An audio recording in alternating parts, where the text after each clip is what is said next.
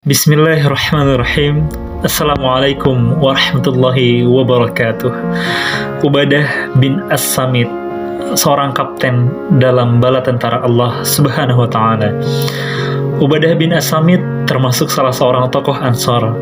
Rasulullah SAW pernah bersabda mengenai kaum Ansor, sekiranya orang-orang Ansor menuruni lembah atau celah-celah bukit, aku pasti mendatangi lembah dan celah bukit orang-orang Ansor. Kalau bukanlah karena hijrah, tentulah aku akan menjadi bagian dari salah seorang warga Ansor.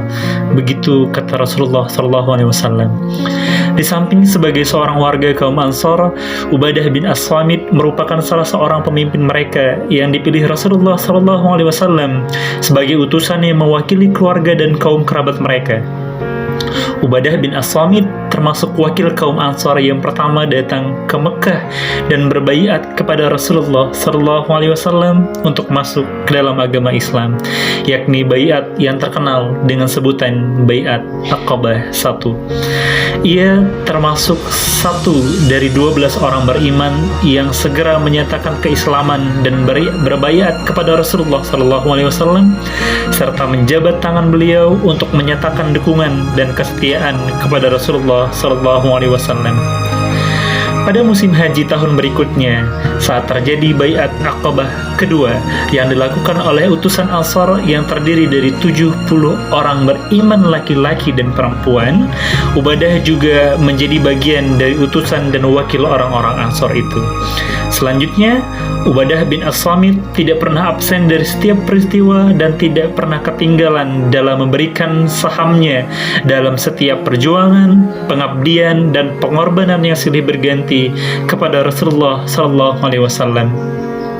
Sejak ia menyatakan bahwa Allah dan Rasulullah sebagai pilihannya, ia pun mengemban tanggung jawab sebagai konsekuensi pilihannya itu dengan sebaik-baiknya. Segala loyalitas dan ketaatannya hanya diberikan kepada Allah Subhanahu wa Ta'ala. Segala hubungannya dengan kaum kerabat, sekutu-sekutu maupun dengan musuh-musuhnya telah disesuaikan dan menuruti pola yang dibentuk oleh keimanan dan ketakwaan serta norma-norma yang dikehendaki oleh keimanan yang telah dibimbing oleh Rasulullah SAW.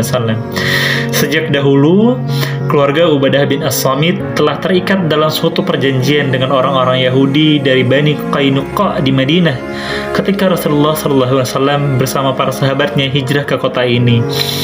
Orang-orang Yahudi memperlihatkan sikap damai dan persahabatan terhadap beliau. Tetapi selama hari-hari setelah perang Badar berakhir hingga sebelum perang Uhud meletus, orang-orang Yahudi di Madinah mulai menampakkan belangnya.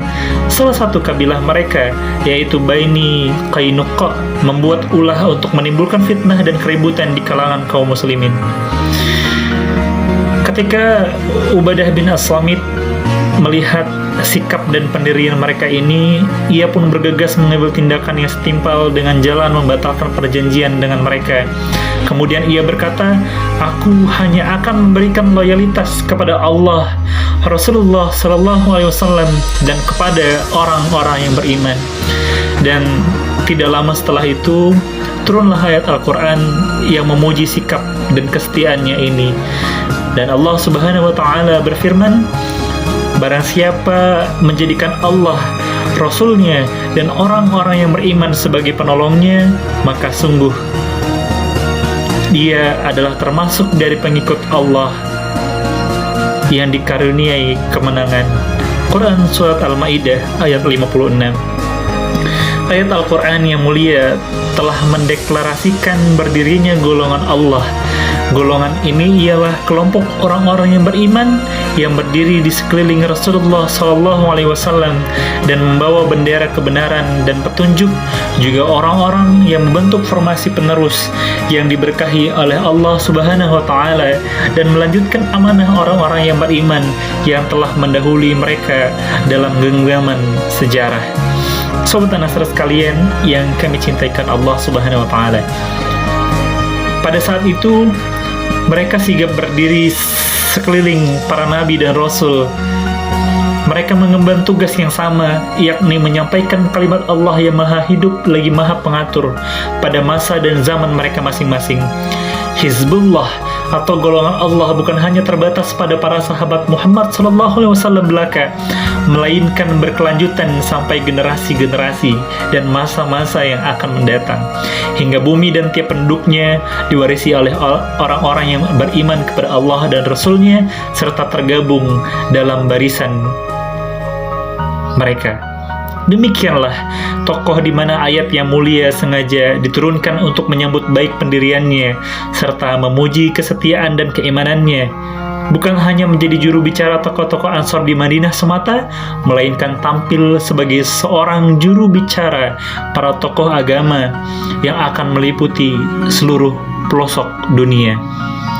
Sobat An-Nasr sekalian yang kami cintaikan Allah, insya Allah akan kita sambung dalam podcast episode kedua, Ubadah bin As-Samit.